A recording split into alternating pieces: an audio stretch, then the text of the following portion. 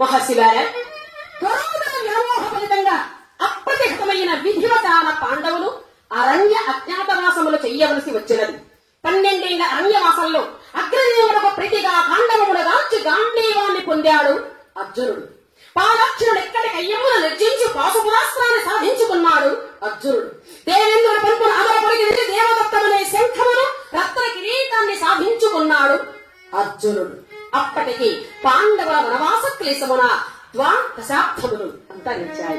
తదనంతరము పాండవులు వారి వెంట ఉన్న దౌమ్య పురోహితుణ్ణి సాగనంపించి పాండవులు 5 ద్రౌపదీదేవి ఒక ఏకాంతమైనటువంటి ప్రదేశంలో కూర్చున్న వారై ఇక రానున్న అజ్ఞాతవాసాన్ని గూర్చి చక్కగా చర్చించుకుంటున్నారు.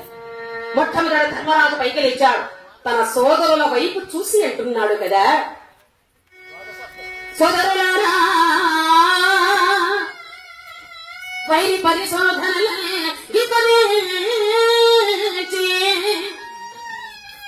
ఒక ఏడాది నిరంతరయములా అక్కడ చరిపలేతుడు దయమాలినాడు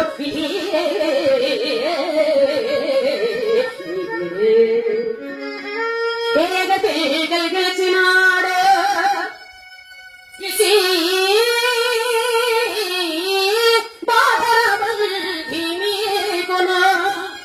అపార విషాదము నివటిల్లగా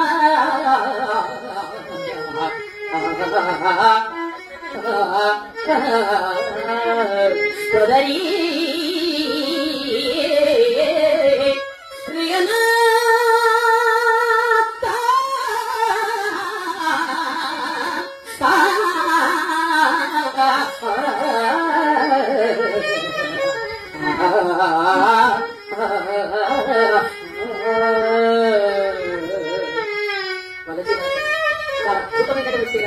కొన్ని రాగాలు వింటే రోగాలు మాయమైపోతాయి. పైసా ఖర్చులని మానసిక విద్య.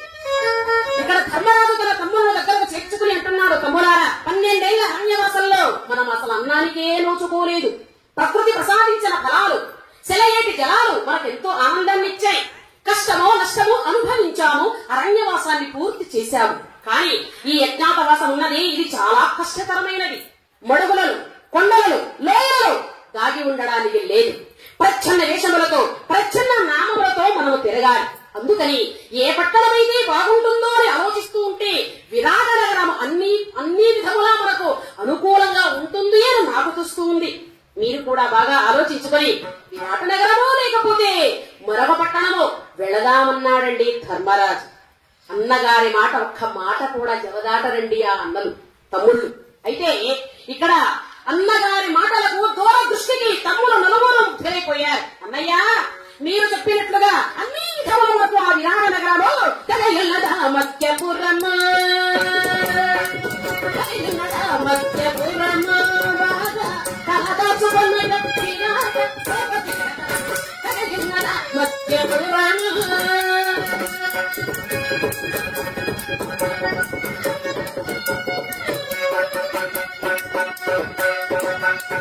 నిర్మల హృదయేడుతారు సత్య నాడు నాడు నాడు వేడు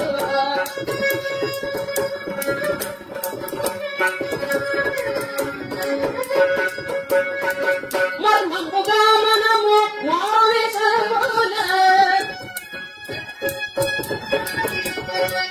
మర్మముగా మనము మన ఇంద మచ్చోడ మంచి తగిన్నదా తగిన్నదా తగిన్నదా పురము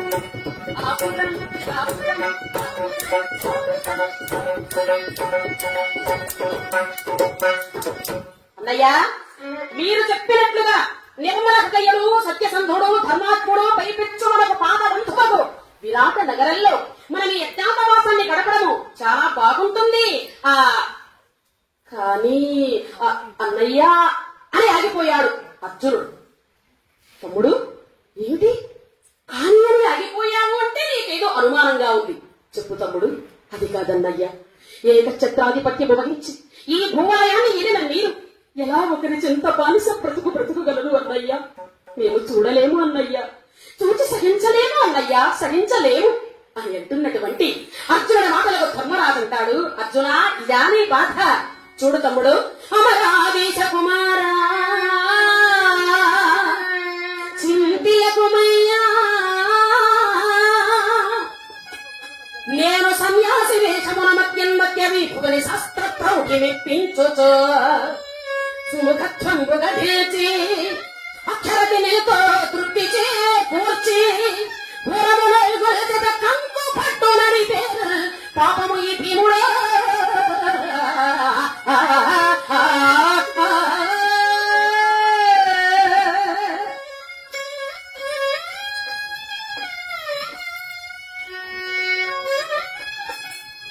అన్నయ్య, నేనా విరాట నగరంలో తమ్ముడు శ్రద్ధగా విడు, నేనా విరాట నగరంలో నీచంగా బ్రతుకుతాను అని అనుకుంటున్నావా?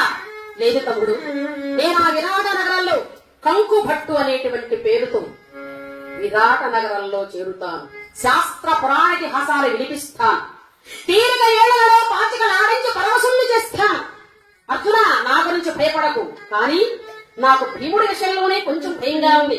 భీమసేనుడు ఎలా తాగి ఉండగలడో చెప్పు. సూర్యుని మూటగట్టి చూడు, మన భీముడు దాచిపెట్టి చూడు. 100 మందికి వండిన భోజనాన్ని రాసిపోసి పెట్టు, మన భీముడు వదిలిపెట్టు. శత్రువైన మిత్రుడైన భీమునికి ఎదురుగా తొడగొట్టమను, నడుములు విరగొట్టకపోతే నా మాట కాదు. ఇలాంటి పరిస్థితుల్లో భీమసేనుడికి ఏ తల్లి ఒక్క పూట భోజనం పెట్టి 2వ పూట భోజనానికి పిలుస్తుందయ్యా? అందుకే కాస్త భయంగా ఉందన్నాడు. అనగానే ఈయనకు ముక్కు మీదే ఉంటుందండి భీమసేనుడికి కోపం. అయ్యా, నా గురించి మీరు భయపడుతున్నారా? అన్నయ్య, దైవ విధి ప్రకారంబునా ధర్మజుమంతటివా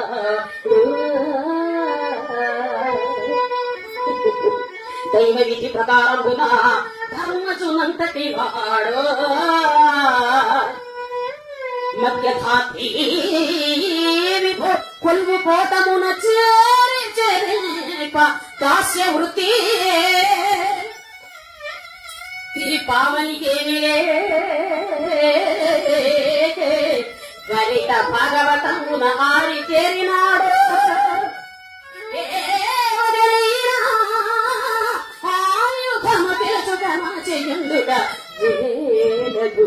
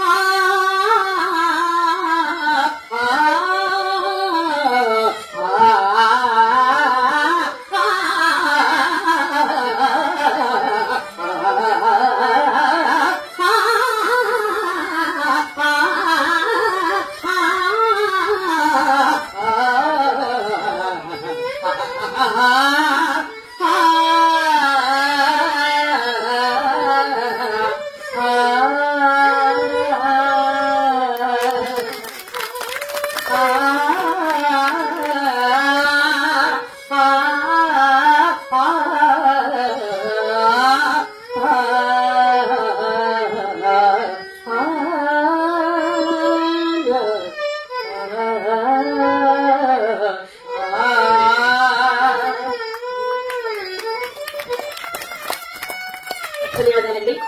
ఇక్కడ భీమసేనుడు ఏమంటున్నాడంటే, అన్నయ్య, నా గురించి మీరు భయపడకండి, కొంతము నెక్కించుకోగలుగుతూ నాకా మాత్రం పట్టుదల ఎదుర్కొంటున్నారు మీరు.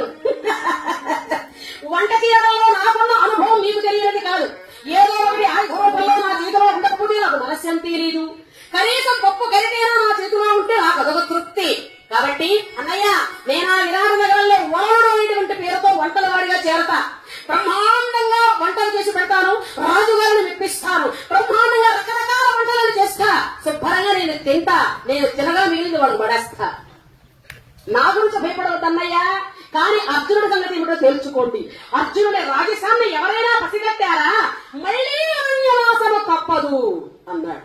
ఆ మాట వినగానే ధర్మరాజు, ఏమయ్యా వింటున్నావా భీమసేనుడి మాటలు, మరి నీ ఉద్దేశం ఏమిటి అన్నాడు. అర్జునుడు అంటాడు, అన్నయ్యా మీ ఇద్దరి కంటే ముందుగానే నేను చెయ్యి ఉద్యోగాన్ని నిర్ణయించుకున్నాను అన్నాడు. ఉద్యోగమా? ఏమిటి ఆ ఉద్యోగం?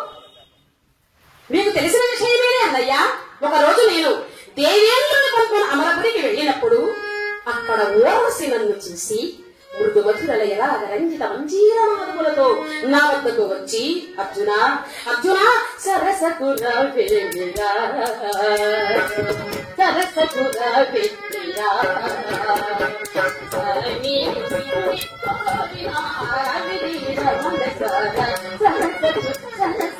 సరసకు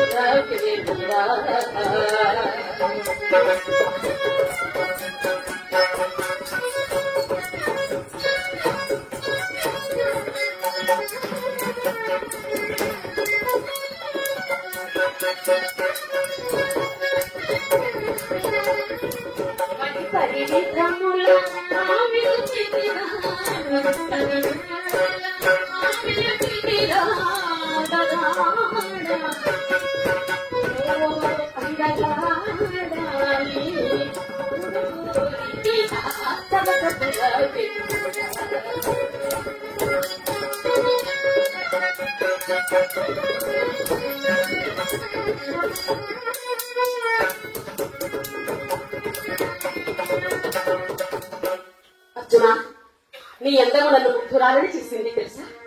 నీ నుండి నేను ఒక్క పుత్రుని కనాలి అనే కోరికతో వచ్చాను. అర్జున, నా కోరిక నెరవేర్చవా అంటూ నా దగ్గరకు వచ్చింది. అమ్మా, నా తండ్రితో బంధమున్న నీవు నాకు తల్లితో సమానం అమ్మా. తల్లి బిడ్డల కోరడము న్యాయసమ్మతము కాదు అన్నాను. ఆమె కోరికను కాదన్నానన్న కోపంతో నన్ను పేదరికమ్మను శపించి వెళ్లిపోయింది అన్నయ్య. ఆ విషయాన్ని నా తండ్రి దేవేంద్రునితో చెప్పాను. అప్పుడు నా తండ్రి అన్నాడు, అర్జున, ఓర్వశి నీకిచ్చినట్టు శాపాన్ని నీకు నేను వరంగా ప్రసాదిస్తున్నాను. రాబో అజ్ఞాతవాసంలో నీకు ఈ వరం బాగా ఉపకరిస్తుంది అన్నాడు. కాబట్టి అన్నయ్య, నేను ఆ విరాట నగరంలో బృహన్నయ అనేటువంటి పేరుతో సంగీతము భరతనాట్యము చెబుతూ శత్రువులు కంటపడకుండా ఈ సంవత్సరం పాటు కాలాన్ని గడుపుతాను. సరే, నకులుని వంతు వచ్చింది. తాను ధన్య పేరుతో ఆవులమైన పెద్దలను చలాయించేవాడుగా ఉంటానన్నాడు సహదేవుడు. తంత్రీపాదుడు అనేటువంటి పేరుతో గుర్రములపైన పెత్తనం చలాయించేవాడుగా ఉంటానన్నాడు. సరే, మగవాళ్ళం ఎలాగో ఉండిపోదాము.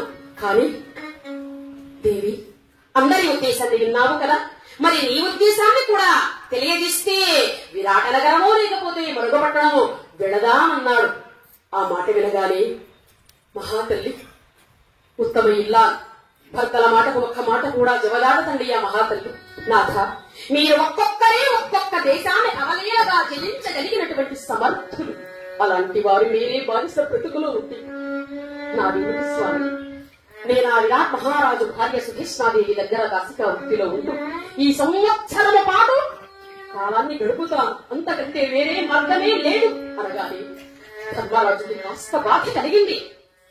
దేశానికి రాణి ఇటువంటి ఆ మహాతల్లి ఒకరి చెంతగా వెళ్ళి ఊడగం చెయ్యటమా అనేటువంటిది. ఆహా, విధి వైపరీత్యము ఎంత బలహీనమైంది అని బాధపడ్డాడు. కానీ ఇక ఏమీ చేయవలేక పాండవ రైతులు ద్రౌపదీదేవి విరాట నగరానికి దగ్గరలో ఒక శమీ వృక్షపు దగ్గరికి చేరుకున్నారు. ఉత్తర భాగాన ఉన్నటువంటి ఒక శమీ వృక్షం దగ్గరికి చేరుకున్నారు.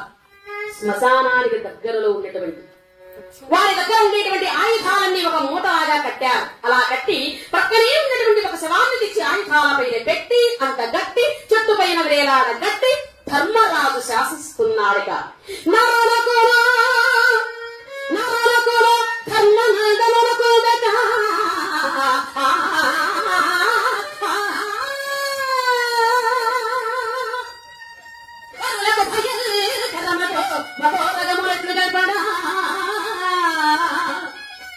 విషమార్థములను యమతనుజుడు శాసించే ఆయుధములా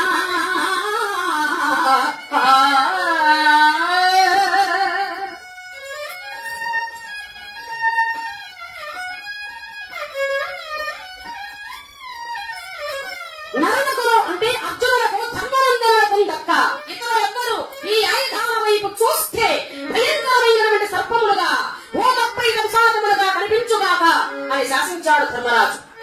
తమ్ములారా, జాగ్రత్తగా వినండి. ఈ రోజు నేను విరాట నగరంలో అడుగు పెడుతున్నాను. ఎవరి పాత్రను వాళ్ళు జాగ్రత్తగా పోషించాలి సుమా అని చెప్పి తండ్రి వరవలంతో మారిన కంకపెట్టు రూపంలో విద్వజ్జల పరివేష్టితుండై విరాట భూపతి కొలువు తీరి ఉన్న సమయములో లోపలికి వెళ్ళాడు ముందుగా ధర్మరాజు. ధర్మరాజును చూడగానే విరాట్ మహారాజండి తనకు తెలియకుండానే తాను సింహాసనంపై నుండి పైకి లేచాడు. ఎవరు మీరు స్వామి, ఏ ఊరు ఏ వాడ, ఎగట నుండి ఇటకు వచ్చి ఉంటిరి. ప్రశ్నల వర్షం కురిపిస్తున్నాడే విరాట్ మహారాజు. ఎవరండి మీరు, ఏ ఊరు మీది, ఎక్కడి నుంచి వస్తున్నారు, మీ పేరేమిటి అడుగుతున్నాడు. ఇక్కడ ధర్మరాజు గొప్ప చిక్కు వచ్చి పడిపోయింది. అబద్ధం చెప్పాలా నిజం చెప్పాలా? అబద్ధం చెప్పడానికి ఆయన మనసు అంగీకరించదు. పోయి నిజమే చెబుదామా అంటే ఇక్కడ వీల్లేదు కదా. అందుచేత ఇక్కడ ధర్మరాజు చూడండి ఎలా తప్పించుకుంటున్నాడు. ప్రభు నామము కల్పితంబు, నామము కల్పితంబు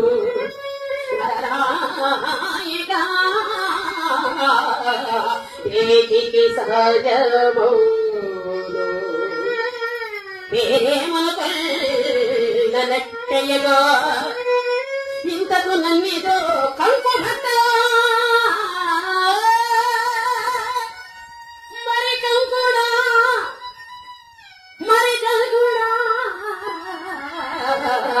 నలుడి తప్పిదమేమే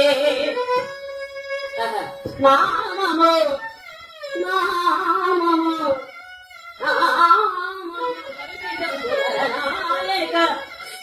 సాధ్యమాన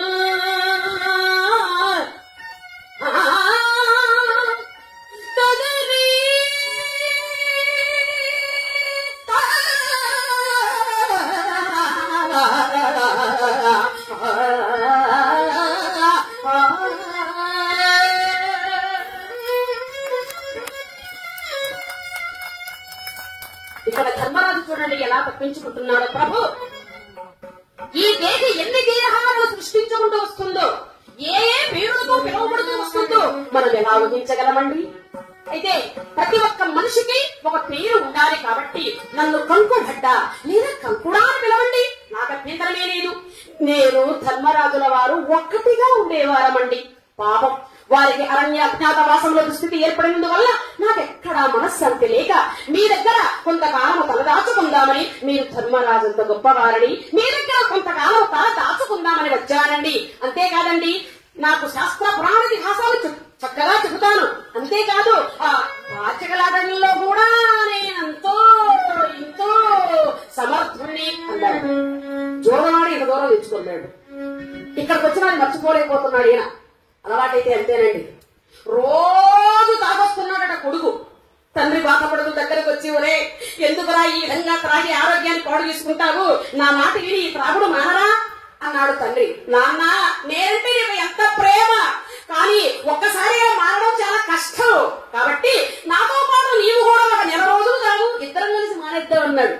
పోనీలే కొడుకు బాగుపడతాడు కదా అని తండ్రి ఏం చేశాడండి, మొదటి వారంలో అతి కష్టం మీద తాగాడు. రెండో వారంలో కొంచెం అలవాటైపోయింది. మూడో వారంలో దిక్కులు చూస్తున్నాడు, ఏమిటి ఇంకా వీడు ముందు తీసుకున్నాడు దేవుడే అని.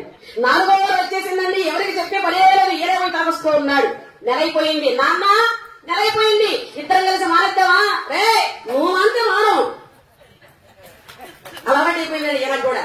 ఇట్లాగా ఇక్కడ ఈ ధర్మరాజు కూడా పాచకలాటల్లో కూడా నేను ఎంతో సమర్థుని అనేశాడు. అనగానే ఆ మాట విన్నటువంటి విరాట్ మహారాజు ఎంతో ఆనందపడిపోయాడు. ఏమిటి అంత గొప్పవాడు ధర్మరాజుల వారి ఆస్థానంలో ఉండి వచ్చిన మీరు నా దగ్గర ఉంటానంటే నాకు కావలసినది ఏమున్నదండి? 1 సంవత్సరం కాదు, 100 సంవత్సరాలున్నా నాకు అభ్యంతరం లేదు. ఎవరన్నా ఈ గంగు భట్టుగారిని తీసుకుని వెళ్ళండి అన్నాడు. కుదిరిపోయాడండి. ఎవరు? ధర్మరాజు. ఇక ఆ మరునాడు వస్తున్నాడండి భీమసేనుడు. ఎలా ఉన్నాడు భీమసేనుడు? మోకాలకు మించని బట్ట కట్టుకున్నాడు, చుంచులు ఇంటుకులు ఎరబోసుకున్నాడు, పప్పు గరిట భుజాన పెట్టుకున్నాడు. గదలేదు కదా పాపం, గదపై చెట్టు మీద కూర్చుంది. భీమసేనుడు గద పేరు ఏమిటండి? శత్రుఘాతిని. ఇతను ఏదో ఒకటి చేతిలో ఉండాలి కదా, పప్పు గరిట భుజాన పెట్టుకుని వచ్చేస్తున్నాడు. అడుగు పెట్టే విడువట్టుగా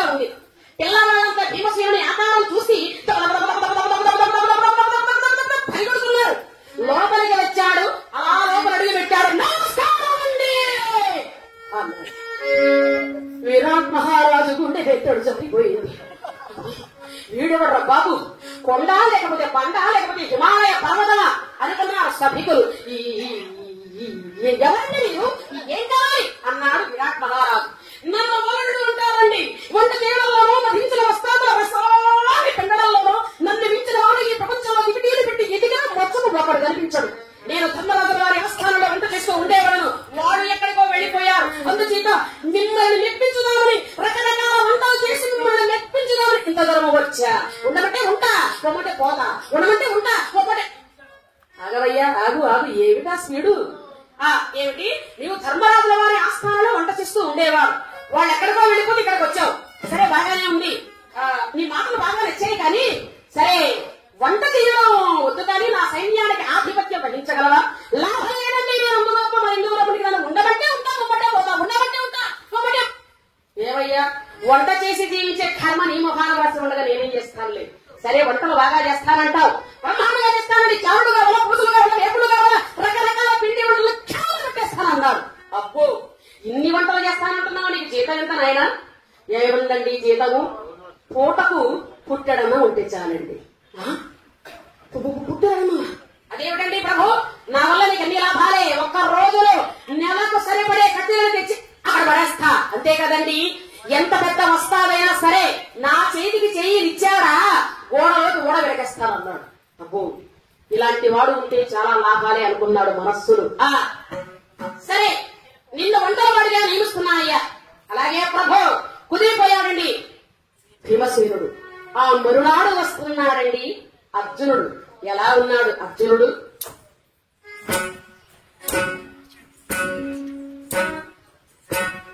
చక్కగా లోపలికి వచ్చాడు, సభావందనం చేశాడు, మృదు మధురంగా గానం చేస్తున్నాడు.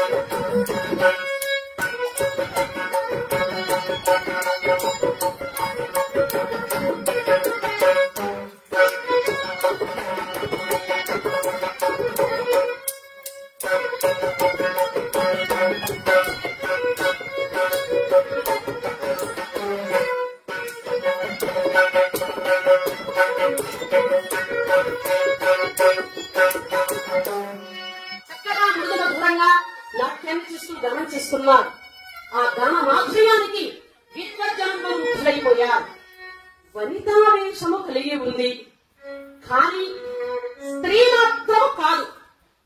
పురుషుడే అనుకున్నావా? నిర్ణయించలేకున్నావే. తేజస్సు చూడగా రాజసము ఉట్టి పడుచున్నది. అనుమానంతో అడిగాడు విరాట్ మహారాజు. ఎవరండి మీరు? మిమ్మల్ని చూస్తుంటే నాకేదో అనుమానంగా ఉంది.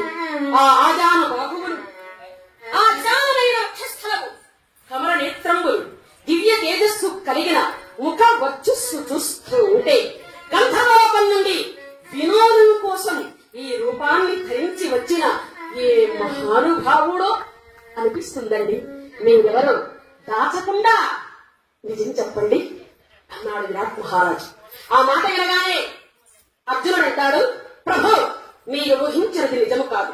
అవశ్యమనుభక్తవ్యం కృతం కర్మ శుభాశుభం. గత జన్మలో చేసిన నా పుణ్య ఫలమే, కాదు కాదు, పాప ఫలమే నా ఈ రూపానికి కారణం. భగవంతుడు నాకిచ్చిన ఈ పేడి రూపాన్ని ఉదాహరించక బాల్యము నుండి ఎక్కువ శ్రమలొచ్చి భరతము సంగీతం అభ్యసించాను, ఆచార్యుడనయ్యాను. అనేక పట్టణాలలో బాలవారిగా ఎందరికో నేర్పుతూ వస్తూ ఉన్నాను. మీ పట్టణంలో మీ బిడ్డలకు కూడా భరతము సంగీతం చెప్పాలి అనే ఉద్దేశంతో వచ్చానండి. ఉండమంటే 1 సంవత్సరం పాటు ఉంటానండి అన్నాడు. ఓహో, అలాగా? ఎప్పటి నుంచో తన కుమార్తె ఉత్తరకు భరతనాట్యం నాట్యము సంగీతము చెప్పించాలి అనేటువంటి ఉద్దేశంతో ఉన్నాడు విరాట్ మహారాజు. వెలుగపోయిన తీగ కాలికి తగినట్లుగా ఉంది అనుకున్నాడు మనస్సులో. వెంటనే ఉత్తరను పిలిపించాడు. బృహన్నల, ఈయన నా కుమార్తె ఉత్తర, ఈనాటి నుంచి నీ శిష్యురాలిగా నీ సేవలో ఉండేటట్లు నియమిస్తున్నాను, సరేనా? అలాగేనండి. కుదిరిపోయాడు అర్జునుడు. ఆ మరునాడు నకులుడు వస్తున్నాడు. నకులుడు కామధన్య వీరితో ఆవుల పైన పెత్తనం చలాయించువాడుగా కుదిరిపోయాడు. ఆ మరునాడు సహదేవుడు తంత్రేపాలుడు అనేటువంటి పేరుతో గుర్రముల పైన పెత్తనం చలాయించువాడుగా కుదిరిపోయాడు. అదే రోజు ద్రౌపదీదేవి మాసిపోయిన చీర కట్టుకుని తల విరయ పోసుకుని శివశక్తి వలి ఆ తల్లి విరాట్ మహారాజు భార్య సుధీష్ణాదేవి దగ్గరకు వస్తుంది. అయితే ప్రతిరోజు సుధీష్ణాదేవి దగ్గరలో ఉన్నటువంటి కాళికమ్మ వారి గుడి దగ్గరకు వెళ్లి అమ్మవారిని సేవించుకుని వస్తుంది. కావున ఇక్కడ ఎప్పుడైతే ఆ అమ్మవారి దగ్గరకు సుధీష్ణాదేవి వస్తుందని తెలుసుకుని ద్రౌపదీదేవి చక్కగా అమ్మవారి ఆలయానికి వచ్చిందండి. ఆమె వస్తుందని తెలుసుకొని అమ్మవారిని చక్కగా ప్రార్థించుకుంటుంది ఆ తల్లి. అమ్మా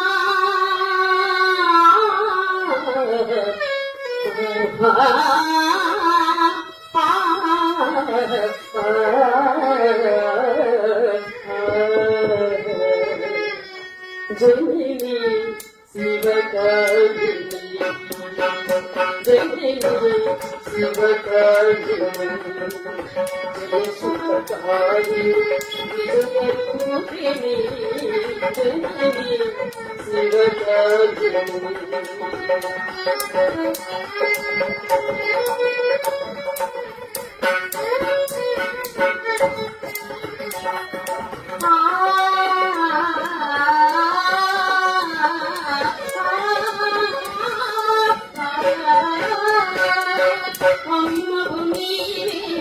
అఖిల జగాలకు అమ్మలకైనా అమ్మవు నీవే, నీవే అఖిల జగాలకు అమ్మలకైనా అమ్మవు నీవే. నీ చరణములే నన్నిటినమ్మా, నీ చరణములే నన్నిటినమ్మా, శరణము కోరి అమ్మా భవాని, జనని శివకారిణి.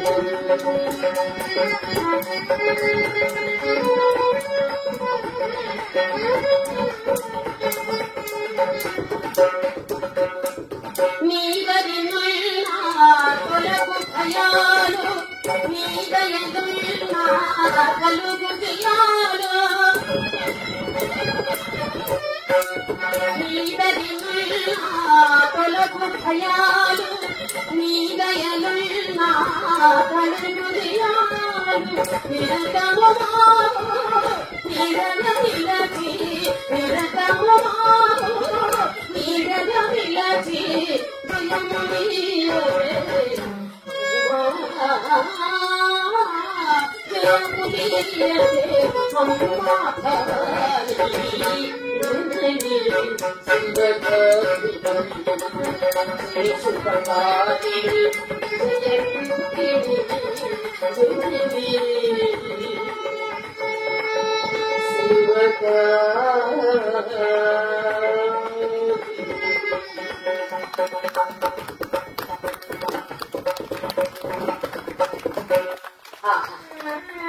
ఎంత చక్కగా గానం చేశావమ్మా. ఎవరమ్మా నీవు? నేను ఎప్పుడూ నేను ఇక్కడ చూడలేదే అని అడిగింది సుదేష్ణ. అమ్మా, నేను సైరంధ్రియ జాతిదారు, నన్ను అందరూ మాలిని అని కూడా అంటారు తల్లి. నేను కొంతకాలం శ్రీకృష్ణుడి భార్య సత్యభామకడ ఉన్నా, ఆ తరువాత ద్రౌపదీదేవి దగ్గర ఉన్నా.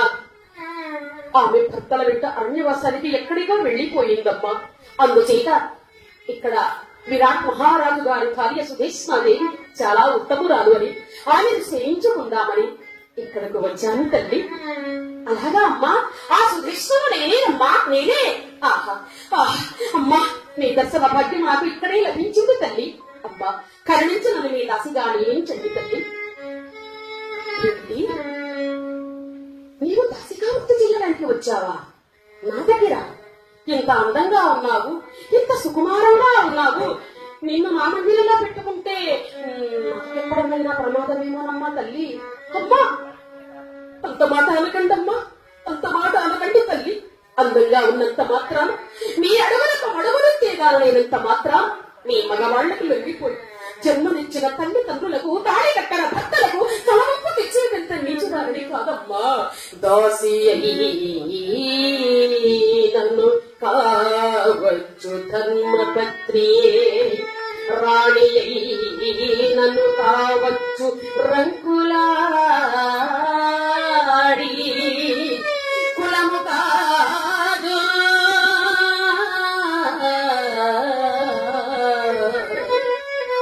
కులము కాదు మనిషికి గుణమే కాళీ.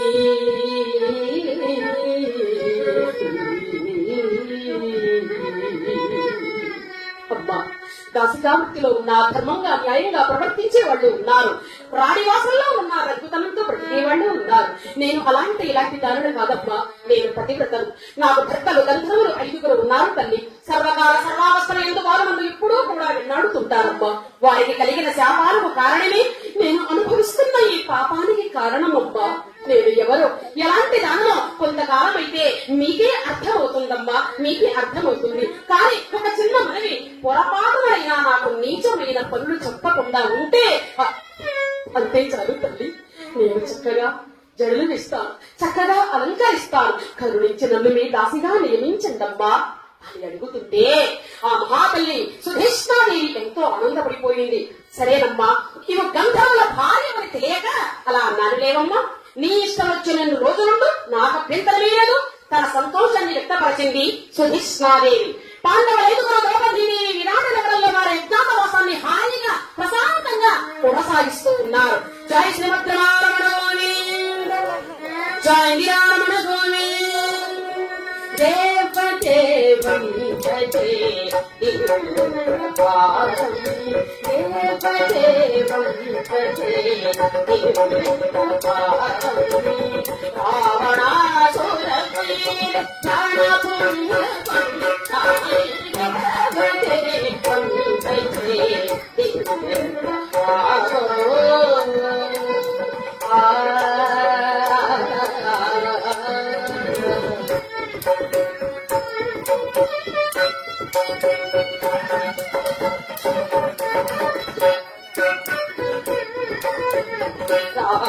రాజవర్గశేఖరం రవికులసుధాకరం, రాజవర్గశేఖరం రవికులసుధాకరం,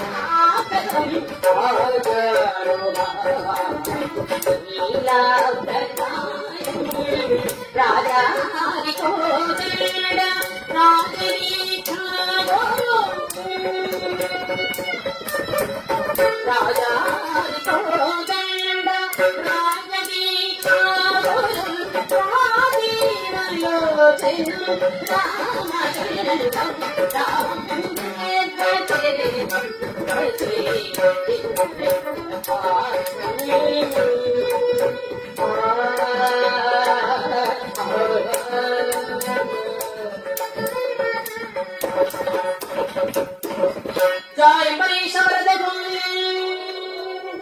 మహర్షులారా, చాలా శ్రద్ధగా కూర్చొని కథా కార్యక్రమంలో పాల్గొని చక్కగా కథను జయప్రదం చేస్తూ ఉన్నారు.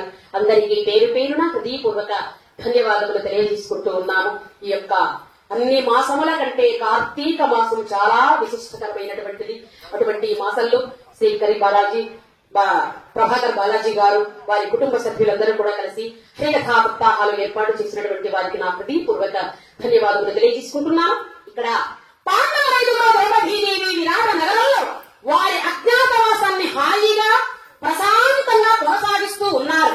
ఇక్కడ ఇలా ఉండగా ఇక అక్కడ హరిపురిలో దుర్యోధనుల పట్టుదలతో చేస్తున్న పాండవుల అజ్ఞాతవాసాన్ని పాడు చేసి మళ్లీ అడవులకు తరిమి హాయిగా ఉందామన్న దురుద్దేశంతో దుర్యోధనుడు జీవోతమన్నుడు అనే వీరమల్లుని దేశంపైకి పంపించాడు పాండవన్వేషణకై. మీరు చూడండి, కౌరవులు పాండవులు జూలమాడేటప్పుడు వాళ్ళు ఎంచుకున్నటువంటి నిర్ణయం ఏమిటి? జూలంలో ఓడిపోయినటువంటి వారు 12 ఏళ్లు అరణ్యవాసము, 1 ఏడు అజ్ఞాతవాసం చెయ్యాలి. అజ్ఞాతవాసంలో తెలుసుకుంటే మెళ్ళ కనుక్కుంటే మళ్ళీ 12 ఏళ్ళు అరణ్యవాసము, 1 ఏడు అజ్ఞాతవాసము చెయ్యాలి. ఇది వారు గుర్తుకున్నటువంటి. ఎప్పుడైతే 12 ఏళ్ళు అరణ్యవాసాన్ని పూర్తి చేసుకున్నారని పాండవులు, అజ్ఞాతవాసం వీళ్ళు ఎక్కడ చేసుకున్నారో తెలుసుకొని మళ్ళీ 12 ఏళ్ళు అరణ్యవాసము, 1 ఏడు అజ్ఞాతవాసం చేయించాలి అనేటువంటి దురుద్దేశంతో దుర్యోధనుడు జీవోదమల్లుడు అనే వీరమల్లుని దేశంపైకి పంపించాడు. పాండవులనే చెనగై ఈ జీవోదమల్లుడు ఒక్క భీముడి చేతిలోనే చస్తాడు, ఇంకా ఎవరి చేతిలో చావడండేవాడు. కాబట్టి జీవోదమల్లుడు అనే వీరమల్లుని దేశంపైకి పంపించాడు పాండవులనే చెనగై. వీడి పని ఏమిటో తెలుసా? ప్రతి పట్టణానికి వెళ్ళడం, సవాలు చేయడం. మీ ఊళ్ళో మూతులు మీసం పుట్టిన మగవాడుంటే సవాల్, నాతో మల్ల యుద్ధం చెయ్యండి అని అంటున్నాడు. అందరినీ ఓడిస్తున్నాడు, వాళ్ళ దగ్గర జయపత్రం తీసుకుంటున్నాడు. మళ్ళీ ఇంకొక పట్టణానికి వెళ్తున్నాడు. అలా అందరినీ ఓడించి తిరిగి తిరిగి తిరిగి తిరిగి తిరిగి తిరిగి తిరిగి విరాట నగరంలో అడుగు పెట్టాడు. ఒక్కసారిగా సభతీరు అందరూ కూడా అలా ఎప్పుడైతే అడుగు పెట్టారో, ఇక్కడ కూర్చున్న వాళ్ళంతా నిజంగా మగవాళ్ళైనా, మీరు నిజంగా మగవాళ్ళైతే మీ మూతికి మీసం ఉంటే, ఆ మీసాలకు రోషం ఉంటే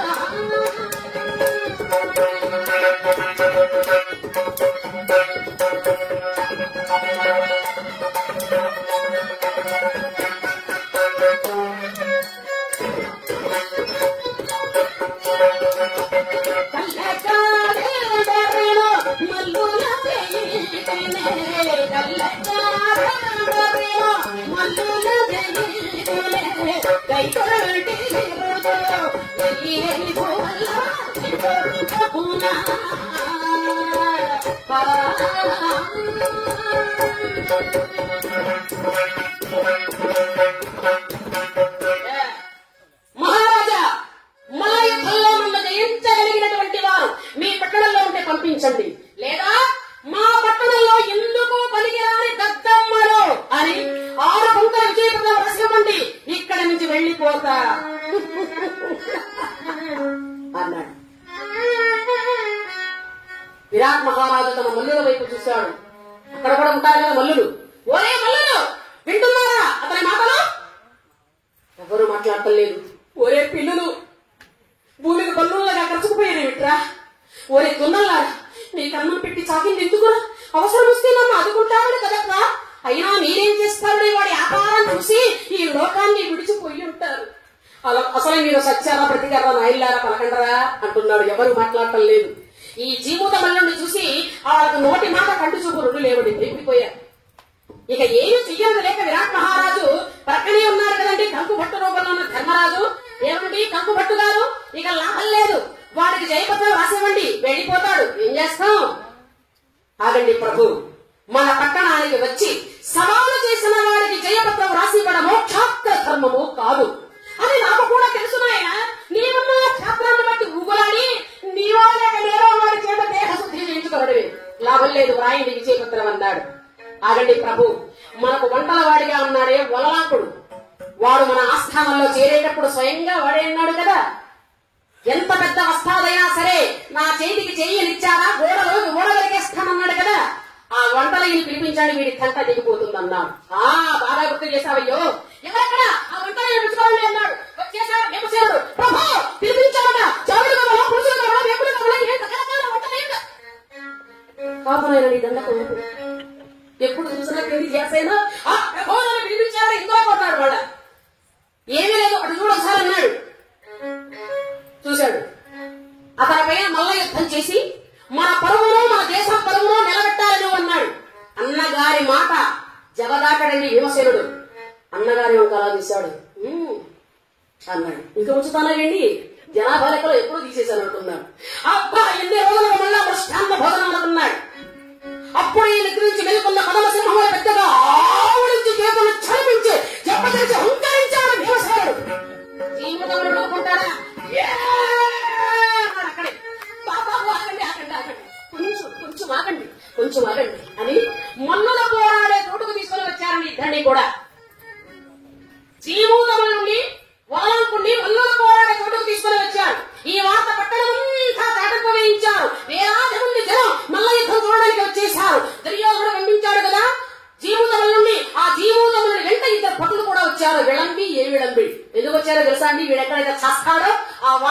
తెలియజేయాలి కదా.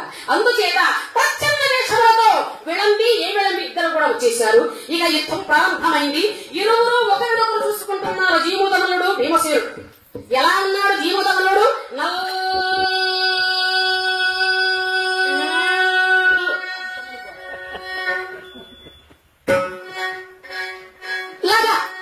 అక్షం పర్వతంలాగా ఉన్నాడు. తల ఇంత, షాది కొండంత, మీసాల సుదీర్ఘంగా పెరిగి చెవుల చుట్టూ తిరిగి కొమ్ముల్లాగా ముందుకు వచ్చున్నాడు. వీడులో నాకు సుమారుగా వంటికి శ్రమ కలిగించే జోడి అనుకున్నాడు భీమసేనుడు. నేను ఎన్నో దేశాలు తిరిగాను కానీ ఇంత శరీరం కలిగిన వాడిని చూడలేదు. సత్యాలు గాని మంచి సత్తా ఉండేవాడు దొరికాడు అనుకున్నాడు జీమూతమల్లుడు. ఇక యుద్ధం ప్రారంభమైంది. 1 2 3 ఇద్దరు భయపడ్డారు.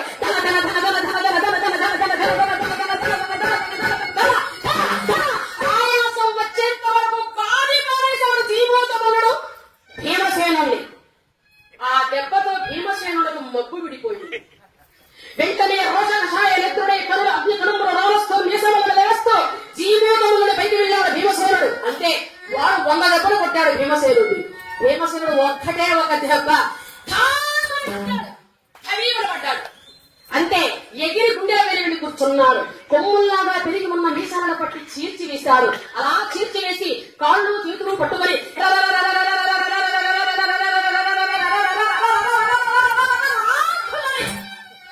కొట్టాడు. నోటా ముక్కులో నెత్తులు గట్టి విలయా తన్నుకుంటూ ప్రాణాలు విడిచాడు జీమూతమల్లుడు. జాయి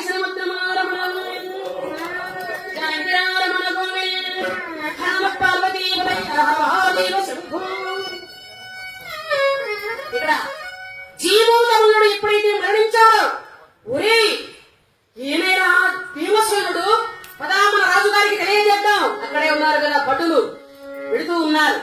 మార్గ మధ్యలో అంత దూరం వెళ్ళగానే నకుల సహదేవులు వారి మార్గానికి అడ్డంగా వెళ్లి వారిని మాట బయటకు చేరకుండా అక్కడనే మట్టు పెట్టారు. ఇక ఆయన ఈరోజు చూస్తున్నాడు. వెళ్ళిన జీమూతమల్లుడు ఏమయ్యాడా, ఎప్పుడు వస్తాడా అది ఎదురు చూస్తున్నాడు ఆయన. ఇక్కడ జరిగిన సంగతి ఆయనకేం తెలుస్తుంది? ఇక భీమసేనుని జై జై నినాదాలతో విజయ టంకా మ్రోగించుకుంటూ తీసుకుని వెళ్లారు. ఆనాటి నుండి పాండవులు ప్రశాంతంగా వారి అజ్ఞాతవాసాన్ని హాయిగా కొనసాగిస్తూ ఉన్నారు. అయితే ఎప్పుడైతే పాండవులు ప్రశాంతంగా అజ్ఞాతవాసాన్ని కొనసాగిస్తూ ఉన్నారు కదా, ఏది ఎలా జరగాలో ఎలా జరిపించాలో ఆ సర్వేశ్వరుడికి అన్నీ తెలుసు. కానిది కాదన్నటికి కానున్నది కాకమానగిపుడు అది దైవాధీనమో కానిది కాదన్నది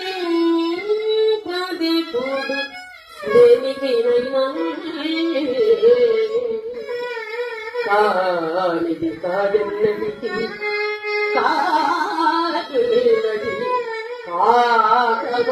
కాకమానగిపుడు. సత్యం.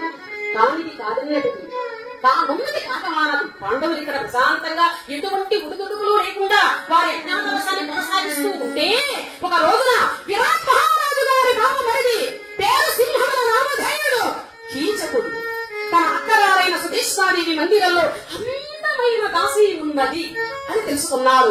4 గుర్రములు కట్టినటువంటి బండిలో మనోహరంగా బయలుదేరి వస్తున్నాడు సింహముల కీచకుడు. ఇక్కడ సుదేశాదేవి ద్రౌపదీదేవిని అలా దగ్గరకు పిలుచుకున్నది.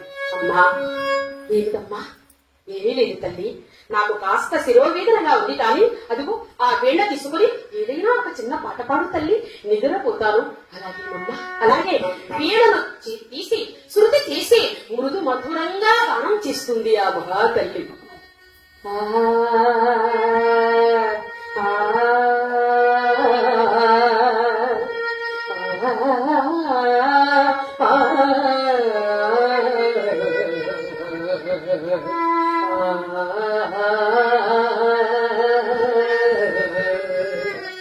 सखिया विभजित सखिया विभजित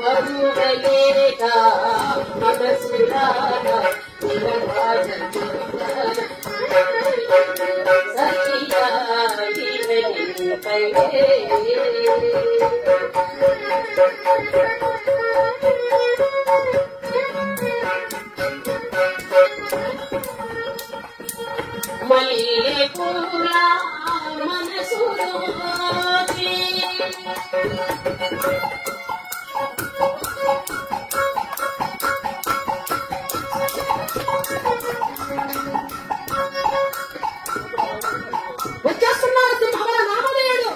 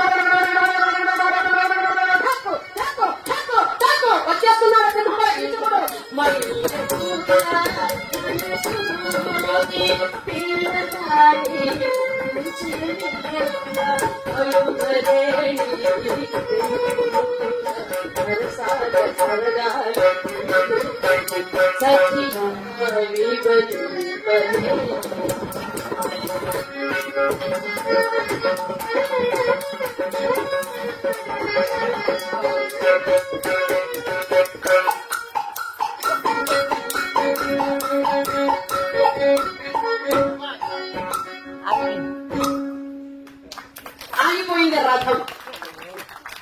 ద్రౌపదీదేవి కళ్ళు మూసుకొని గానం చేస్తుంది. సుధేష్ణాదేవి గారు మగచరిత్రలో ఉన్నారు. కీచకుడు రాక ఎవ్వరూ గమనించలేదు. కామహంధకారం కన్నులకు చుట్టుకుంది. పాట ఆగిపోయింది. శభాష్ శభాష్ సుందరి శభాష్. నీ గానం అమృత ప్రవాహం, నీ రూపం ఓ వర్ణనాతీతం. అరవింద సౌపంచ సౌపంచ నవమల్లిక నిరోపంచ పంచయతే పంచ బాణాస్య సాయక. అరవిందము అశోకము చోకము నవమల్లికము నీరోపము అని మన్మధుని బాణముల పేర్లు 5. ఈ 5ను కరగించి స్త్రీ రూపంగా మలచి అమృతాన్ని పోసి జీవాన్నిచ్చాడ విధాత.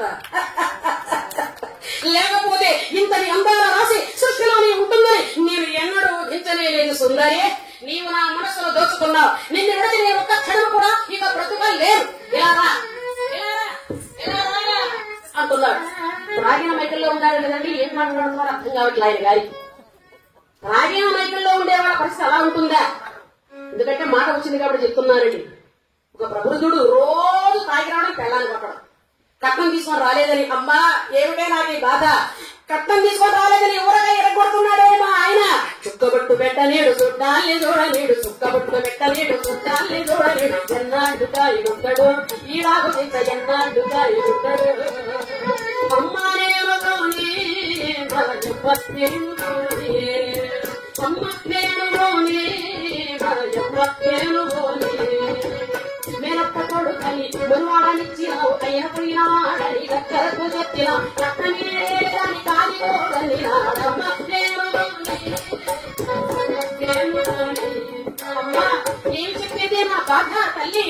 సంకురాత్రి పండుగ నాడు సంగులు ఆదన్ని నాడు, ఉగాది పండుగ నాడు ఊచి ఊచి తన్ని నాడు, జనవరి పండుగ నాడు జరబట్టి లాగినాడు, క్రిస్మస్ పండుగ నాడు కింద మీద దండి నాడు. అబ్బా శివరాత్రి పండుగ కన్నా ఇడిసి పెడతారేమో అనుకున్నాను తల్లి. శివరాత్రి పండుగ నాడు చింతపండు చేసిన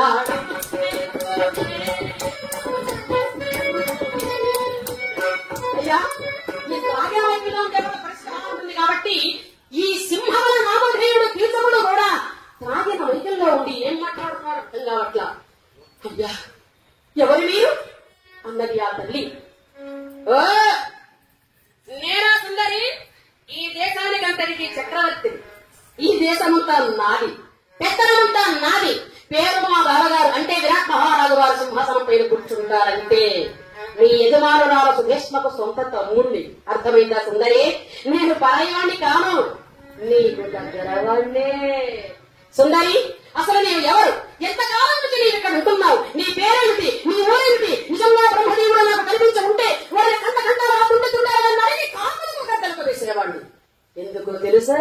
ఇంత అందంగా నిన్ను సృష్టించి ఈ నీచమైన నాసికావృత్తిలో పెట్టుకుని నీ ముఖాన వరస్తాడ దుర్మార్గుడు.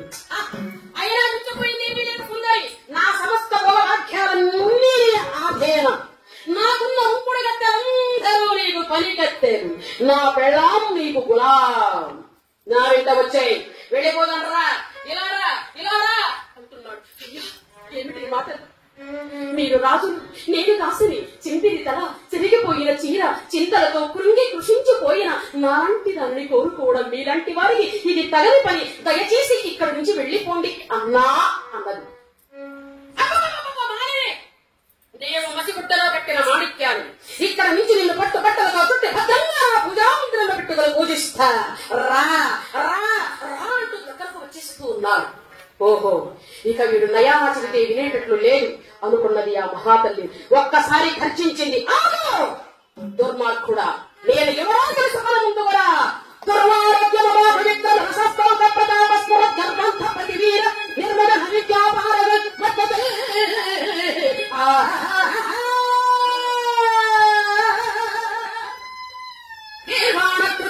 ఇప్పుడు నేను సంగెట్టి గంధర్వుల్ మానవ ప్రాణముట సత్యం దివ్య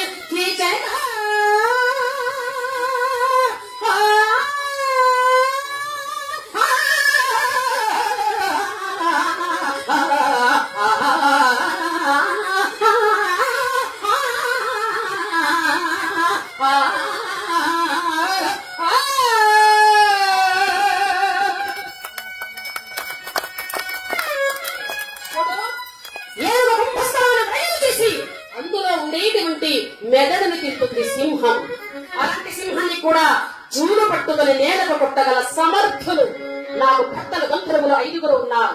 సర్వకాల సర్వావసరం ఎందువారు నన్ను ఎప్పుడు కూడా వెన్నాడుతూనే ఉంటారు. ఇందాక నేను చెప్పారే, ఆ బ్రహ్మదేవుడిని కండ కండాలుగా తుండె తుండేలుగా నెరిగి కాకులకు గద్దలకు వేస్తానన్నారు. అది మాత్రం నిజము కాదు, నిన్ను కుక్కలకు వేస్తాను. ఇది అక్షరాల నిజం. పోయిక్కడి నుంచి. ఒక్కసారి గర్జిస్తే కీచుకుంటాడు, ఊరుకుంటాడా అండి?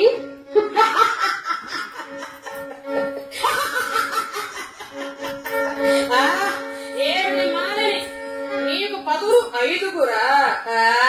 నీ పదులు 5 కాదు, 3 లోకాలలో వీరాది వీరుడంతా కట్టగట్టుకొని వచ్చిన నా చిటికిన నీరు కూడా బదిలించలేరు. ఇలారా ఇలారా ఇలారా అంటూ వస్తున్నాడు. దుర్మార్గుడు, నా జోడికి రాకు, నేను పతివ్రతను. ఆగు, అక్కడే ఆగు. నన్ను ముట్టకు పతివ్రతను,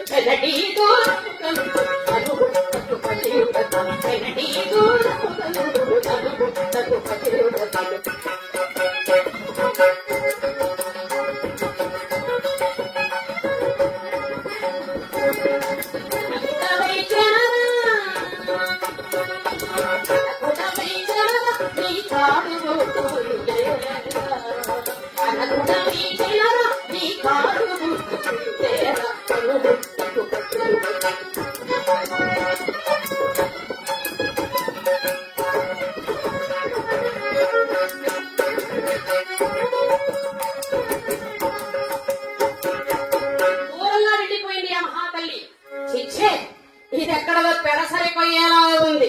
అక్కతో చెప్పి దీని తిక్క వదిలిస్తారు కదా అంటూ అక్క దగ్గరకు వస్తున్నాడు కీచకుడు.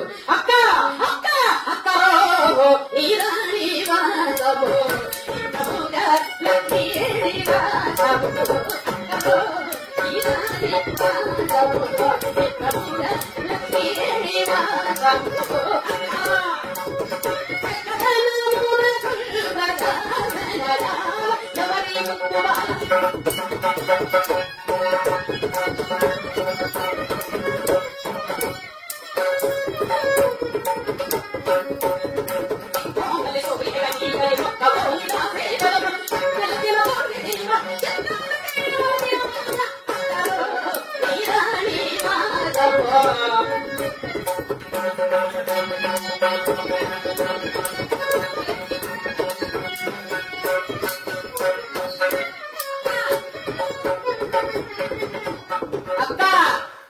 నాకు కావాలి ఆ చుక్క అన్నాడు. తమ్ముడు, ఏమిటిరా నువ్వు మాట్లాడే మాటలు? పరస్త్రీ గమనము వలన ఆయువు, ఐశ్వర్యము, కీర్తి, సంపము నశిస్తాయని పెద్దలంటారు. ఇప్పటికీ నీ కామదాహానికి ఎంతో మందిని పాడు చేశావు. వారందరూ శీలాన్ని పోగొట్టుకున్న స్త్రీ ప్రాణం లేని శవంతో సమానమని తెలిసి నీ అనురాగం కోసం, నీ ఆదరణ కోసం వారందరూ అనేక బాధలు పడుతున్నారురా. వారందరినీ పాలించి నీ పాపానికి ప్రాయశ్చిత్తం చేసుకోరా. శైలంత్రుని మరచిపో. ఆమె సామాన్యురాలు కాదు. ఆమెకు భర్తలు గంధర్వులు 5 ఉన్నారట. సర్వకాల సర్వావస్థ ఎందు వారు ఎప్పుడూ కూడా ఆమె వెన్నాడుతూనే ఉంటారట. నీకేమైనా జరిగిందంటే చివరకు నేను పుట్టింటి పసుపు కుంకానికి కూడా నోచుకోనేమోనని భయమేస్తుందిరా. తమ్ముడు, నా మాట విని ఆమె జోలికి వెళ్ళకురా. అయిపోయిందా చెప్పడం అక్క? అక్క, రేపు సంధ్యలకు నా ఇంటిలో ఉండాలి, నా మందిరంలో ఉండాలి ఆ దాసి, లేదా నీ రాజ్యాన్ని సర్వనాశనం చేస్తా. ఇక వీడు వినడు. వినకపోతే ఏమైనా చేస్తాడు. మూర్ఖులకు ఉపదేశం చేస్తే మూర్ఖత్వం ఇంకొంచెం ఎక్కువ అవుతుందట. పోయేవాడు ఇటు పోతున్నాడు. ఆ పోవడం ఇక్కడ కాకుండా వారింటి దగ్గరికి పోతే బాగుంటుంది అనుకున్నది ఆ మహాతల్లి. ఇంకేం చేస్తుందండి? అంతకంటే మార్గం లేదు కదా. సరే తమ్ముడు, రేపు నీ మందిరానికి ఏదో ఒక పని మీద శైలంధ్రిని నీ ఇంటికి పంపిస్తాను, వెళ్ళు అన్నాడు. అక్క, పంపిస్తావు కదో? పంపిస్తానురా. పంపించలేదనుకో, నా సంగతి నీకు బాగా తెలుసు కదా, పంపిస్తాను, వెళ్ళరా. అలాగే మేడమెట్లు దిగాడు.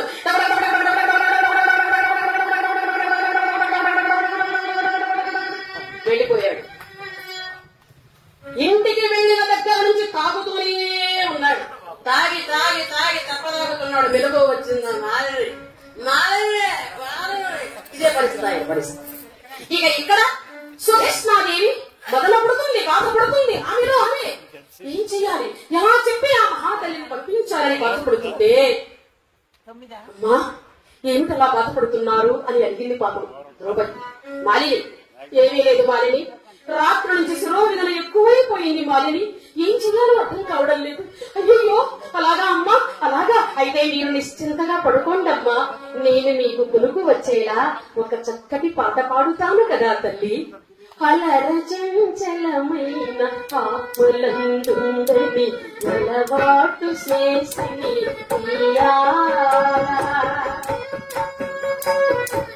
అలరచంచలమైన ఆపులందుందని అలవాటు చేసిని పలుమారును శ్వాసపవనందుందని భావంబు తెలిసిని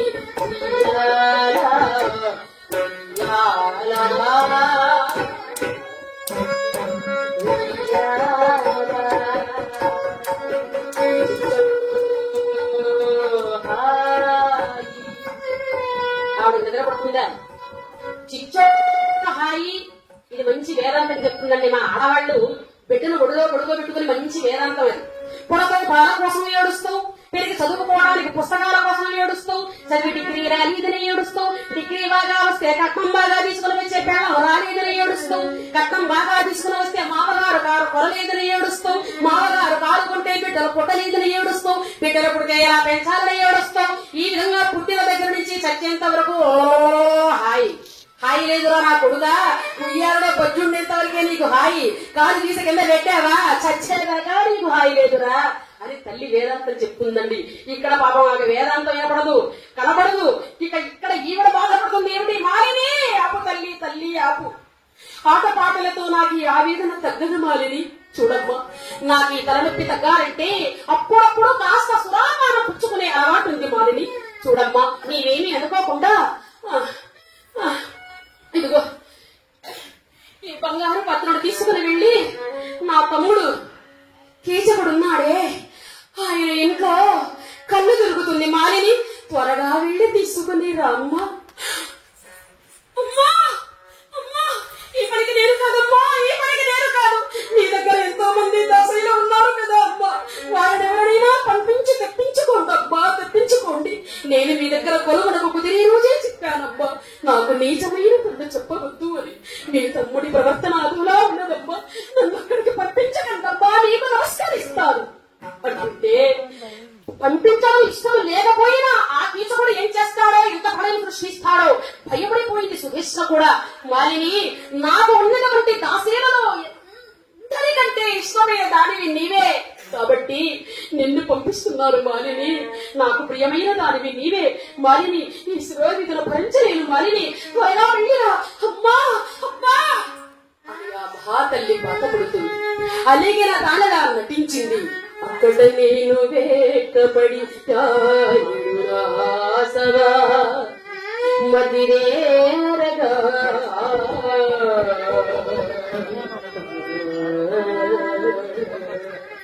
మొక్కని కృష్ణ పంచుటకు నోపక చెప్పే నీవు చేసి నిన్ను నదిహీన విధాన నియుక్త చేతగా నికమయుమలేచిదివి ఇది నియము తీయము సఖీ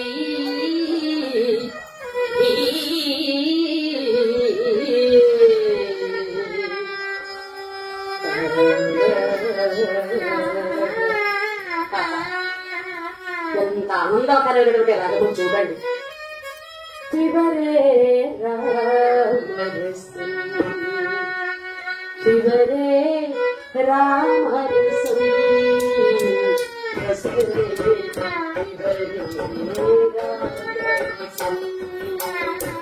శివరే రామరసం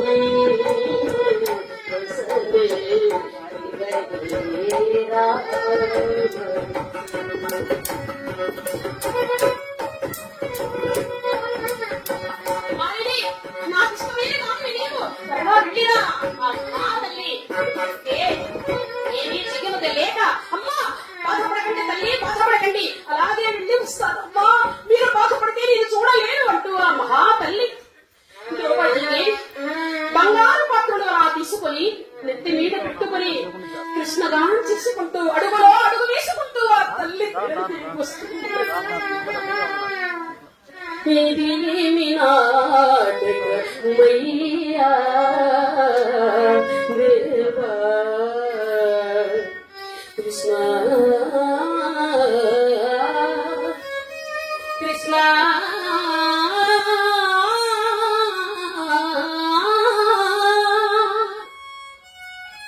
ఇది ఏమి నాటకమయ్యా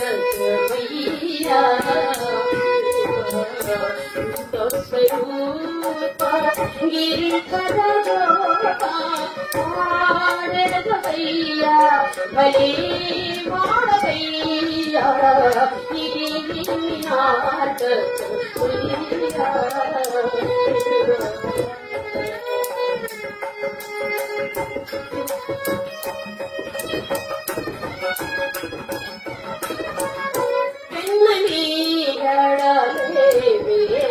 వేదాంతములకి చిత్రాసమణి బాలపూరి పల్లెలో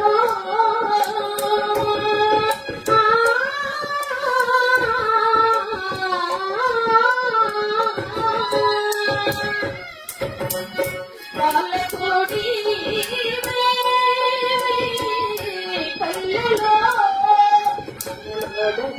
పురనడగా నీలా ఇది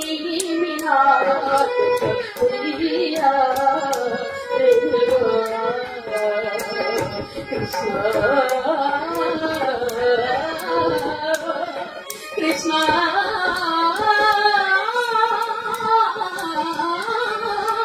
కృష్ణ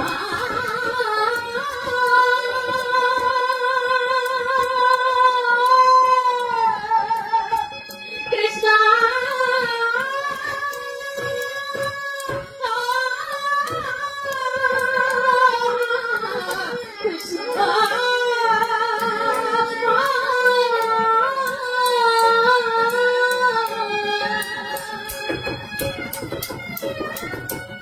పిల్లన గ్రోవినా పల్లవినోదయా పిల్లన గ్రోవినా పల్లవినోదయా ఉన్నము చల్లునా ఊగినయా చల్లగా యమునా తటిపై చల్లగా యమునా తటిపై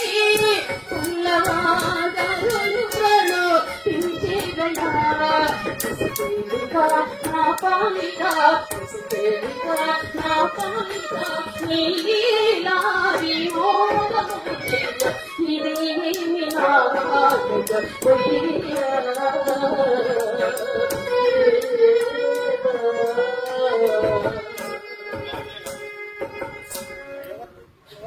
కృష్ణగారు తీసుకుంటూ అడుగులో అడుగు తీసుకుంటూ వెళుతుంటే ఆ సూర్య భగవానుడు చూశాడు. అయ్యో పాప ఎంత బాధపడిపోతుంది. ఒక భయంకరమైనటువంటి రాక్షసుడు కనిపించాడు. రాక్షసుడు మాయావి, ఎవరికీ కనిపించకుండా ఆమె అనుసరిస్తూ వెళుతున్నాడు. సింహం నివసించే గోడలోకి లేడి పిల్ల ఎలా వెళుతుందో తగ్గినంగా లోపల పెట్టింది ఆ మహాతల్లి. అప్పటికే మా వాడు త్రాగున్నాడు, తూలుతున్నాడు, అంటున్నాడు. ఈవిడ ఎప్పుడైతే లోపల అడుగు పెట్టిందో చూశాడు. మాలేనే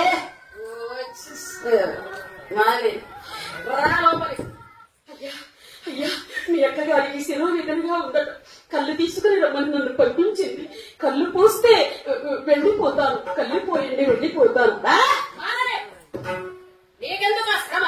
ఆ పాత్రను అక్కడ పెట్టే ఇక్కడ రా, ఇలా రా, ఇలా రా అంటూ ఊగుతూ తూలుతూ వెళ్ళి ఆ మహాతల్లి పట్టుకోపోయాడంతే. సూర్యభగవానుడు పంపించిన రాక్షసుడు ఎగసి ఒక్కనే ఒక కన్ను తన్నాడు. పట్టుగా పెంచుకున్న ద్రౌపదీదేవి ఆ బంగారు పత్రం అక్కడే బద్దలు చేసింది. పరిగెత్తుతూ ఉంది. వెనక ఈ తీసుకుని పరిగెడుతున్నాడు. అలా పరిగెత్తి విరాట్ మహారాజు గారి ఆస్థానంలో బోర్లా పడిపోయింది ఆ తల్లి. మహారాజా నన్ను రక్షించండి మహారాజా, నన్ను కాపాడండి మహారాజా, నన్ను కాపాడండి మహారాజా. కైటిరే సభీ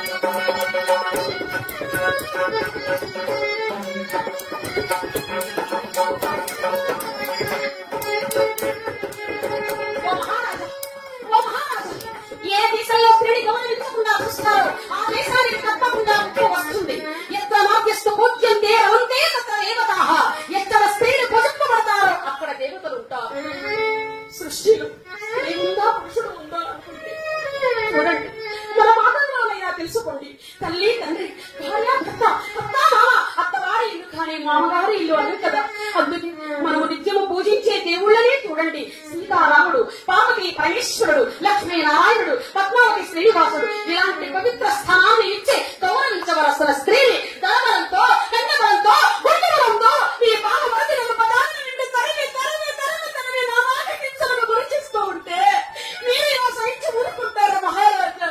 ఇది మీకు న్యాయమా మహారాజా? ఇది మీకు ధర్మమా మహారాజా? నన్ను రక్షించండి మహారాజా. హృదయంకారకంగా గుండెల వెయ్యలా బాధపడిపోతుంది. సభలో గుసగుసలు ప్రారంభమయ్యాయి. ఎవరో మాట్లాడలేనంతవరకు ఎవరో మాట్లాడలేదు ఆ సభలో. నిన్న ప్రయోజనం ఏమున్నది? అసమర్థులు, అయోగ్యులైన నా భర్తలు వచ్చి అనుకోవాలి. నా ఏ భంగపడను చూస్తూ ఎలా ఊరకుండగలిగారో నాకు అర్థం కావడం లేదు మహారాజా అన్నది. అప్పుడు సభలో భుజములు ప్రారంభమయ్యాయి. అబ్బా, ఇంత అందమైన మనిషి శరీరంభ్రయ విచిత్రంగా ఉంది అనుకునేవారు కొంతమంది. మనకెందుకు అనుకునేవారు కొంతమంది. పాపం ఈమె భర్తల దగ్గరికి వెళ్లిపోకూడదు అనుకునేవారు మరికొంతమంది.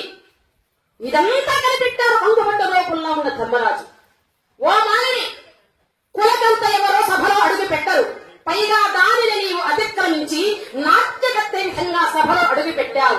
ఎక్కడో ఉన్న నీ భర్తల గురించి ఇంతగా దూషిస్తున్నావే, వారు ఏ పరిస్థితుల్లో నిన్ను కాపాడలేకపోయారో అది నీకే తెలియాలి. నీ పరిస్థితి సభలో ఉన్న వారందరికీ చెప్పుకున్నావు, వారందరూ విన్నారు. ఇక ముందు అలా తిరగకుండా చూసుకుంటారు. పో ఇక్కడ నుంచి అని అన్నాడు. అనగానే వచ్చేశాడండి కీచకుడు. ఎవరో తాను ఇక్కడ రక్షించే సమర్థుడు ఉంటే ముందుకు రండి అన్నాడు బిగ్గరగా కీచకుడు. బావమరిది ఏమంటే ఏం గొప్ప ఉంచుతాడోనని ఈ విరాట్ మహారాజండి, ఇంతమందిలో నా పరివెందుకు తీస్తావు, రేపు చూసుకుంటూ వెళ్లిపో అన్నాడు. బాబు ఈయన చూస్తా, దీని సంగతి ఇప్పుడు కాదు రేపు చూస్తా అంటూ వెళ్లిపోయాడు కీచకుడు. అయితే మహాశిలారా, ఆ కంకుపట్టు రూపంలో ఉన్న ధర్మరాజు చూడండి ఎంత మాట అన్నాడు. నాట్యగత్తె విధంగా సభలో అడుగు పెట్టావే అని అన్నాడే. అక్కడ కోపం వచ్చిందండి ఆవిడ గారికి. ఏమన్నారు కంకుపట్టు గారు? నేను నాట్యగత్తెనా? అవునులేండి, నట్టువగాడు నా మగడు నట్టువరానడు ఏలో నా పతిని బట్టి కంకుభట్ట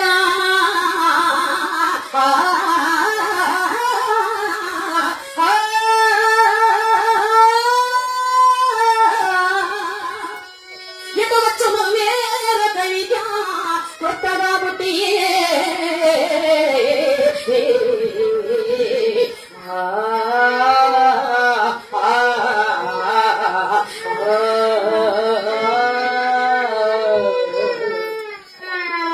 ఏమన్నారు కంకుపట్టు గారు? నేను నాట్యకర్తను, నా మగడు నాట్యాచార్యుడు, నేను నాట్యకర్తను, నా మగడు జూదరి.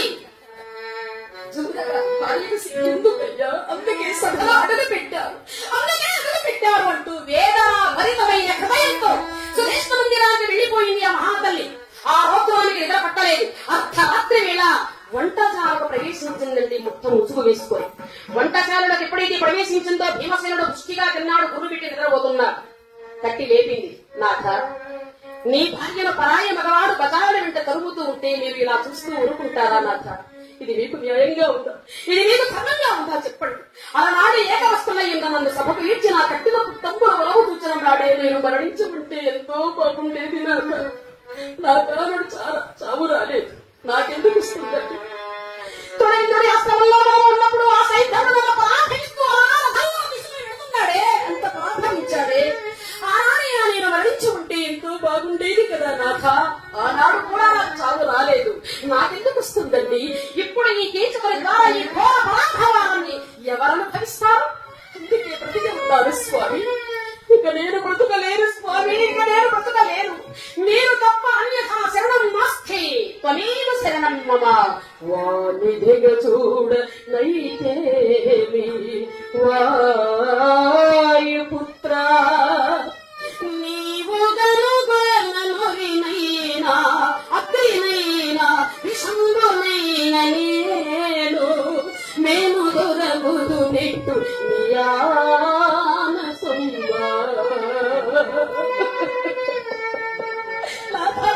మీరు వాడిని జగటాచకపోతే నేను ఉరితోనో నీటితోనో అగ్నితోనో చంతోనో నేను ఈ దేహాన్ని చాలిస్తాను స్వామి, చాలిస్తాను అంటూ భీమసేనుడి కాళ్ళపైన వ్రాలి హృదయ ధారకంగా గుండెల వయ్యాలా బాధపడుతుంది ఆ తల్లి. భీమసేనుని మనస్సు వెన్నలాగా కరిగిపోయింది, శరీరం కొండలా ఉప్పిపోయింది. దేవే నాకంతా తెలుసు, ఇక వారిని విడిచిపెట్టను దేవి, ఇక వారిని విడిచిపెట్టను. ఎపథ్యంతో కామాంతో చింతపను, ఎపథ్యంతో కామాంతో చింతపను, దేవయాత్రిని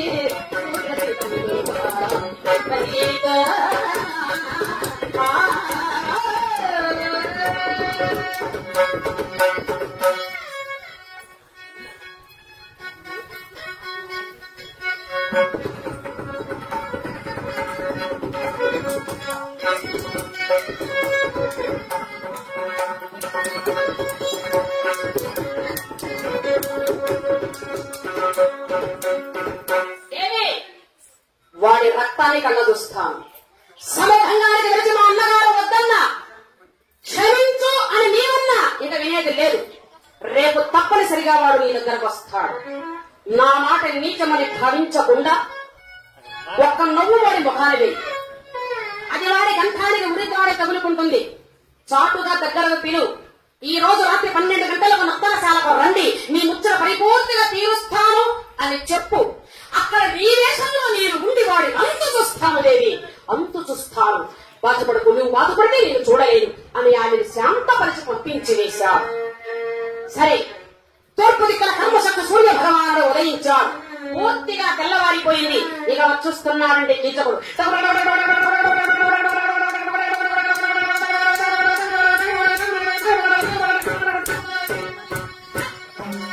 మందిరాన్ని వెలుగుతున్నాడు.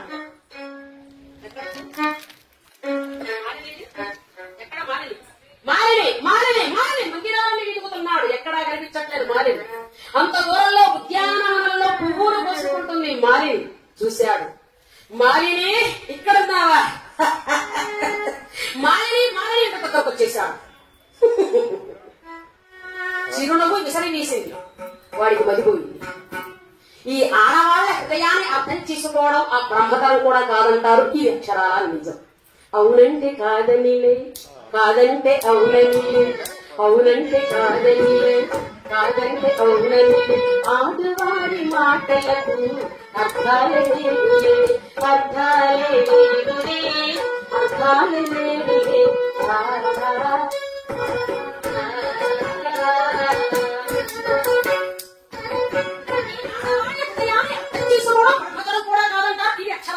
మాలిని నవ్వింది అంటే ఇది విశేషమే అనుకుంటూ అలా దగ్గరకు వస్తున్నాడు. మాలిని మాలిని మాలిని మాలిని అంటుస్తున్నాడు. ఆగండి ఆగండి, దరికి రాబోకు రాబోకు రాజా, దరికి రాబోకు రాబోకు రాజా, దరికి రాబోకు రాబోకు రాజా, దరికి రాబోకు రాబోకు రాజా. రాజా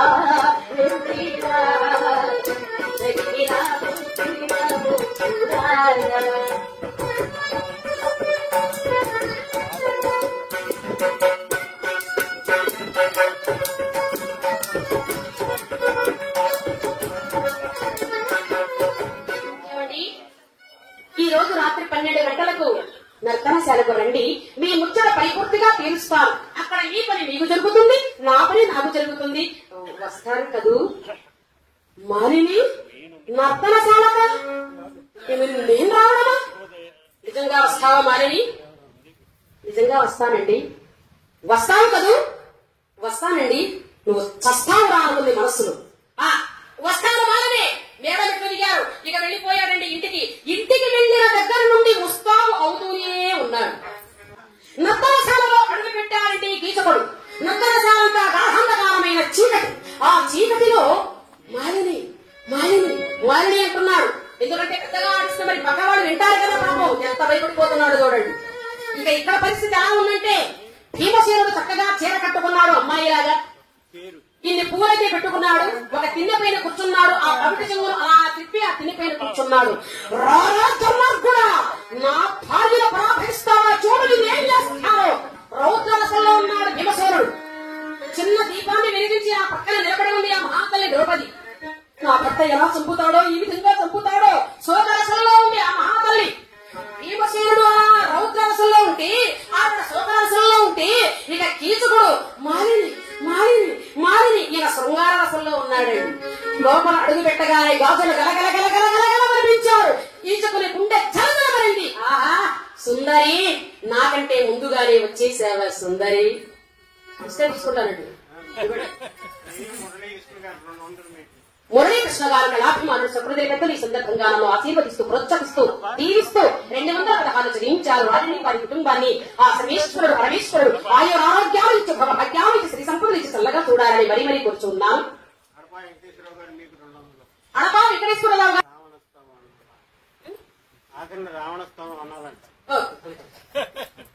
ఇక్కడ సింహరామధేయుడు తీసుకుని ఎప్పుడైతే లోపల అడుగు పెట్టాడో మాలిని మాలిని అన్నాడు.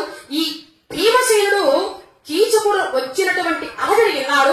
గాజులు గలగల గలగల మరిపించాడు. కీచకుని గుండె చల చల చలామని వెళ్ళిపోయింది.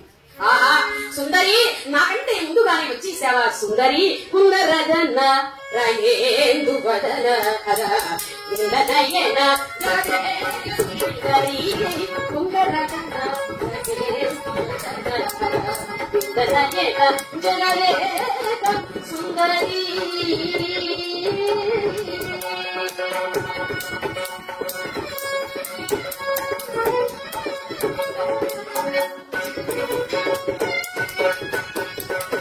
ముందు నీవు నాకై వచ్చితివా,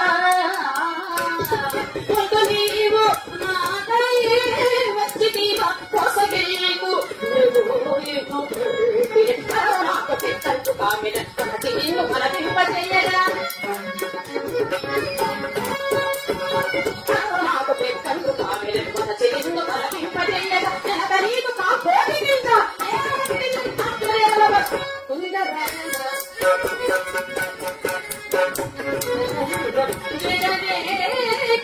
సుందరి.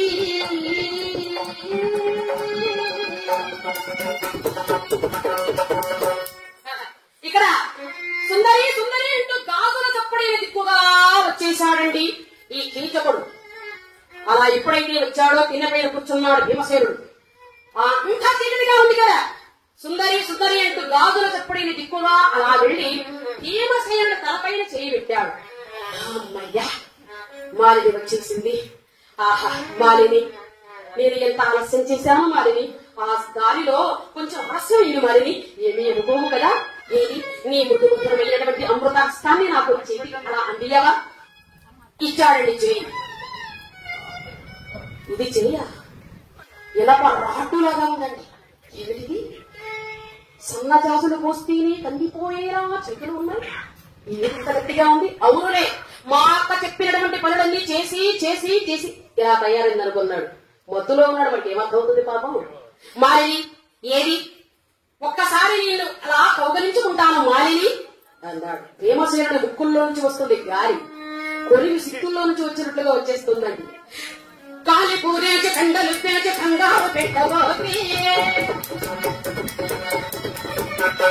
కాలి పూరేసి కండలు పేచి కంగారు పెట్టబోతే, బాలాసంబిక పెట్టబట్టి పట్టుకుంటే నాకు చిరాకే.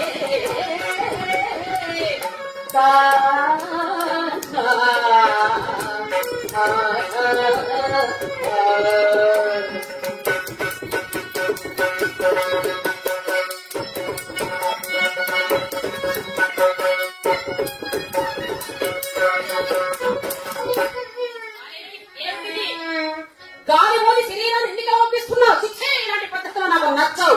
ఏది నీ శరీరాన్ని బిగి ఆరా ఒక్కసారి కౌగలించుకోనివా మాలిని అన్నాడు కీచకుడు.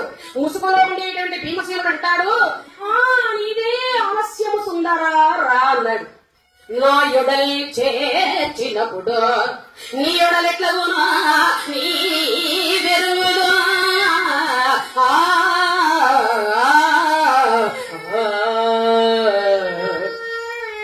నన్నే యమల తోడిగా తలంచిదివే,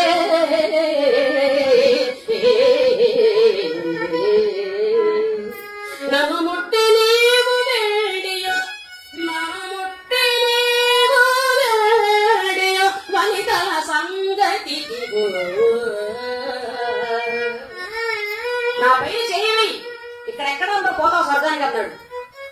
మరణి ఇలా మాట్లాడుతుంది ఏమిటి? ముసుగు లాగి మూది పేరు చేయి పెట్టాడు అంతే. గడ్డబారల్లా దిగలాయి మీసాలు. ఇది మరణి కాదు. ఆ మారణికి 5 భర్తలను చెప్పింది. వాళ్ళల్లో వీడు కూడా ఉంటాడు. ఆడుగారి మొసలి చీర కట్టుకుని సింహములపై పరిహాసం చేస్తున్నాడు కదా. పైకి ప్రాణాలమైన ఆశ ఉంటే పోబట్టదు, లేదో ఈ సింహములతో కంచి ఎందుకు తెలుస్తానన్నాడు. సగనం పట్టలేని భీమసేనుడు సాధ్య కేవలం తన్నాడు. పోయి అంత దూరంలో పడ్డాడండి. కీచకుడు రెప్పపాటులో లేచి వచ్చి ఆ భీమసేనుడి పైన కలియబడ్డారు. అయితే వీళ్ళ ఇరువురి యుద్ధం చాలా తమాషాగా జరుగుతుందండి అక్కడ. ఎలాగంటే తమ్ములను చూదురేమో ఎటన్న భయము సింహబలునకు కలిగే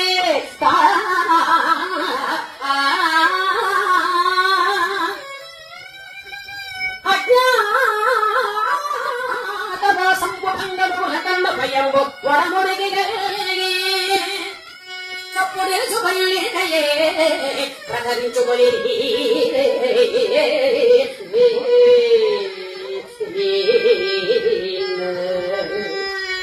ఈ చప్పుడు విని ఎవరైనా వచ్చి ఇదేమిటయ్యా ఒక్క ఆడుగారి కోసం వీడి చేత తమ్ముడు తింటున్నావా అంటారేమో అని తీసుకొనదు భయం.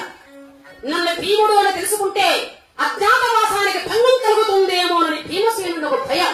అందుచేత ఎవరి భయం వారికి అయినందువల్ల లోపలనే గుర్తుకుంటున్నారు. భీమసేనుడి మోకాలతో మోకేలతో ఊది పారేశాడు. ఆ ప్రాంతం తప్పిపోయింది. భీమసేనుడకు కుడి వైపుకు తిరిగాడు.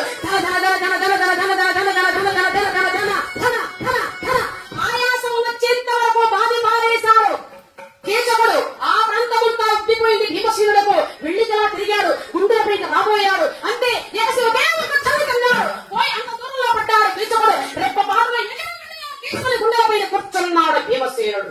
అంతవరకు కష్టపడ్డవాడు కీచకుడే.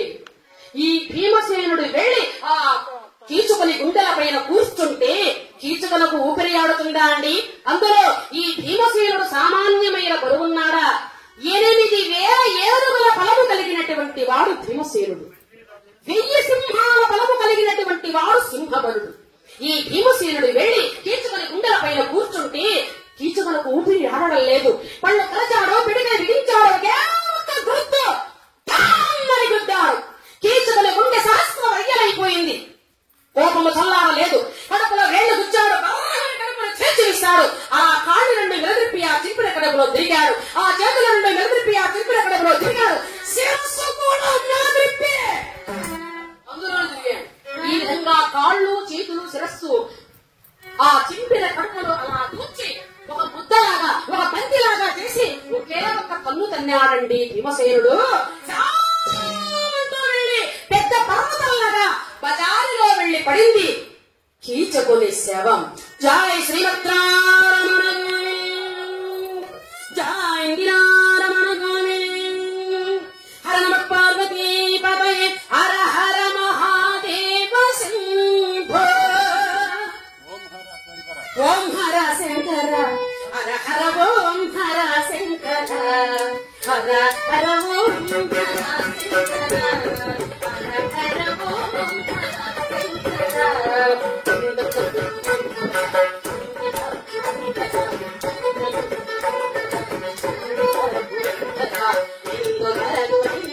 శంకర